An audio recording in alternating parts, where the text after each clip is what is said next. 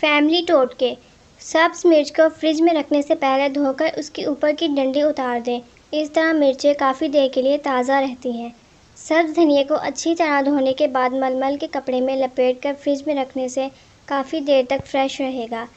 ٹماٹر کے قطرے گھی، مکھن یا تیل میں تلنے سے اپنی خوشبو اور ذائقہ کھو دیتے ہیں۔ اگر خوشبو اور ذائقہ برقرار رکھنا چاہتے ہیں تو ان کو چربی میں تلنے سے ان کی خوشبو اور ذائقہ برقرار رہے گا۔ دہی بڑوں کو نرم بنانے کے لیے پسی ہوئی دال میں 2 چائے کے چمچ دہی ڈال دیں۔ اس دال کے بنے ہوئے بڑے نہایت نرم اور مزیدار ہوں گے۔ قیمے کی روٹی کو فریز کرنے کے لیے فریزر میں رکھنے سے پہلے میدا چھڑک کر بٹر پیپر پر رکھیں تاکہ وہ چپکے نہیں۔ 1 منٹ تک توے پر الٹ پلٹ کر کے فریز کر دیں تو 20-25 دن تک خراب نہیں ہوگی۔ اگر مرچ تیز ہو جائے تو ایک پیاز براؤن کر کے اخبار پر پھیلا دیں۔ تھوڑی دیر میں خستہ ہو جائے تو ہاتھ سے کچل کر سالن میں ڈال دیں اور ایک لیموں کا رس ڈال دیں، مرچ کم ہو جائے گی۔ اگر سالن بنانے کے بعد شوربے، قورمے یا سبزی کے اوپر گھی یا تیل نہ آ رہا ہو تو آدھا چمچ اس میں کسوری میتھی شامل کر دیں۔